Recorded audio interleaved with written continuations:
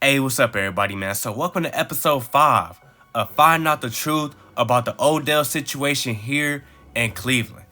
For my people that usually tune into this series, I know y'all tired of me saying the same stuff in my intro, but for my people that have not been here before, I've taken it upon myself to basically put together a film series every single week, letting everybody know what's really going on here in Cleveland. The narrative's been going on for 3 years, saying that Odell's overrated, people saying he's being held back, Cleveland's holding him back, Baker's holding him back, etc., etc., etc. So, we go get down to the bottom of this together. Starting out, you got Odell lined up on the outside. And what Odell ends up doing, they're running play action. So, boom. If you look in the flats, Jarvis Landry is open. He's the first read anyway because that's just how the play is designed. If you look downfield, Odell is not open. They're playing zone coverage. He still has to run all the way across field just to get open. And that DN in the flats is not going to allow that. He's going to push up on Case Keenum. So Case Keenum just makes the proper read and hit Jarvis Landry in the flats. And that's like a simple 5 or 6 yard gain. Right there, you got Odell on the outside. What he ends up doing is running a slant. Based off the defense, if you look at yellow, he's responsible for Jarvis Landry. But if you look at blue, after Odell clears yellow, that little gap, blue is going to be in position to crush and kill Odell. So what he does is just simply hit the flats. And it all works out. He ends up moving the chains. Right here, you got Odell lined up on the inside. And what he ends up doing is running a deep corner route. As you can see, they're like manned up on him. The corner's with him every step of the way. He's pretty much boxed. He's not going to be open. So if you look underneath, you got Jarvis Landry, who's actually opening up for his route. He's running like an out route. He got that advantage against his defender. Case Keenum's looking at him. He sees what I see, and he lets the ball rip right to Jarvis Landry. And of course, he brings the ball in. If you look deep, Odell never got open. Like I told y'all, he was never going to be open. So that's Odell's fault right there. Right here, you got Odell lined up on the outside. And what he ends up doing, he's going to run a great route here. He ends up, boom, stutter step, keeps going, and then, boom, he ends up faking an out route. Got the corner to bite, boom, killed him with the double move instead. Case Keenum didn't even read the defense, let the ball go anyway. And this is why he's a backup. That could have easily been a pick. He didn't see the safety lurking. If he would have threw the ball deep to the end zone, it would have been a touchdown. Right here, Odell's running another route from the outside, and it's a good one. Ends up getting a free release, boom, fake to the inside, boom, turns upfield for the out route instead. And as you can see, if you look in the backfield, Case Keenum is twirling around just trying to, escape pressure because the protection is not good. So even though it was a small window there for Odell as soon as he broke into his route, Case Keenum can't get him the ball. And if he tries, it's going to be too late. So he just ends up escaping the pocket, trying to make something out of nothing. Right here, you got Odell lined up on the outside. And everything goes in his favor, you feel me? He ends up getting a good release off the line of scrimmage. As you can see, my bad, it's in super slow-mo. Boom, gets open. Runs a little slant, and he actually gets the target. You get what I'm saying? But he ends up dropping the ball. We can complain all day about Odell not getting looked at and not getting the ball, but when the ball comes to him, you got to bring him in. This is his 3rd week, dropping a few passes, Right here, you got him lined up on the outside again. He ends up getting a good release off the line, gets the inside advantage, but it doesn't matter because as you can see, it's turned out to be zone coverage. He's going to be open on a deep out route. Case Keenum ain't even looking his way, you feel me? And if you look at the DNs, he ain't going to have all day to turn around and look for him anyway. But he already made his decision to throw the ball deep to a rookie who ain't did nothing all year. That's going to be contested, This is exactly why Case Keenum is a backup. Because he just be doing dumb shit sometimes, That's why all backups are backups. Right here, you got him lined up outside. What he ends up doing is basically running a little go route. He's just not open in time because he's looking at backfield. Red, who's the DN, is in Case Keenum's face. So Case Keenum got to make a decision. As you can see, blue, the tight end, is not open. But what Case Keenum did here, which is something I don't see Baker do, he threw him open. Baker can do it, but he ain't really doing it that much. So that was good to see. Right here, Odell, he ends up running a little out route. And man, he end up slipping on the route and get to crawling as soon as the ball came to him. He sold. I'm like, man, he's selling, bro. Like, come on, bro. Then right here, they didn't even show him running the route. But he did get targeted here. He did catch the ball until he landed on that injured shoulder.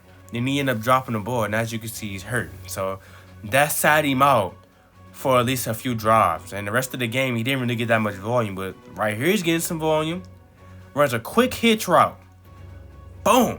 Wide open, gets the target. Brought it in with one. Couldn't bring in a wide open slant with two, but brought in that with one. It makes a lot of sense, you know? Then you got him right here lined up outside. What he ends up doing is running a deep out route. Boom. Killed the corner. Killed him. Wide open, got the target like he should. Easy catch and falls because he's hurt, you know? Right here, you got him lined up on the outside. What he ends up doing is basically getting a good release off the line, gets the inside advantage, ends up running his route. But as you can see, Case Keenum's rolling out. He already is looking into the flats. That man's wide open right in his face. Why would he not throw in the ball? He ends up getting the target instead. You know, he was open. He was right there in his face. So you got to respect that. And he ended up breaking the tackle. I'm rocking with it. You know, you got to respect that. But as you can see, the unique thing about this episode is that we got to see Odell Beckham Jr. out there with a different quarterback, because we've seen him all these other weeks with Baker Mayfield.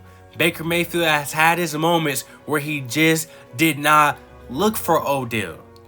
He had his moments where he just flat out missed Odell. I think he had some times, he did have some times where he just couldn't accurately get the ball to Odell. You know, those were some of the issues that we've seen. And when I seen him with Case Keenum, there wasn't really a drastic difference because we wasn't really pass heavy. We played through the run game, and we just played that conservative ball that we always do to win the game. And we did have a backup in, so I understand why we were so conservative. But, you know, the opportunities in the passing game, the volume wasn't really as high as it could have been, you know? But what I will say is that when Case Keenum saw Odell, he gave him the ball. He wasn't overthinking it, wasn't second guessing, wasn't pump faking him, wasn't looking the other way. If he saw him open, he gave him the ball. And that's what you're supposed to do as a quarterback, you know? Like that double move, he saw him kill that man on a double move, threw the ball to him. If the ball was thrown where it needed to be correctly, it could have been a touchdown, because I just don't think the safety would have been able to undercut that pass like that and almost intercept it if his feet was in bounds, you know? So that's what I'm thinking there. But like I said, all the other times, if he saw him open, he threw in the ball. It's just Odell, he dropped two passes, and one of them he ended up slipping on his route. So Odell does get some of the blame today. You know, he does get some of the blame today, but he is playing through injury. You can literally tell just looking at the film. But as far as where I stand with this trade Odell situation, this is how I feel about it, you know?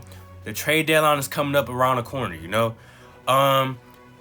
Now, as far as trading Odell will obviously be beneficial for him, because he would get a fresh start and would obviously be featured into any other offense, because that's just what you're supposed to do when you got Odell on your team. Here, he's not really featured. What we do, I notice, is that we just play conservative ball, we run play action, and if we do, we run the ball, and then we'll run some play action, and if we throw the ball, we throw it to whoever is open, pretty much. Like, Odell is not a priority in this offense to get the ball, and he's not a priority to make plays. We don't throw the ball deep to him. We don't do none of that. He's here to just make some plays when needed. He's not really getting that many opportunities, you know? So it would be in his favor to get traded, but it would also be in our favor, since we don't use him, to trade him for cap space reasons. But as far as talent, trading Odell is not something that's going to just make us better, you know? It's just not something that's going to make us better. We would lose out on talent. We would lose out depth at wide receiver, because Odell, he's a player that runs routes so great and just such a weapon, such a threat to defenses. He opens up his teammates. We've seen it on numerous occasions. So we would lose that. They're not as scared. They're not as scared of Jarvis Landry as they are of Odell Beckham Jr., you know? That's just how it is, you know?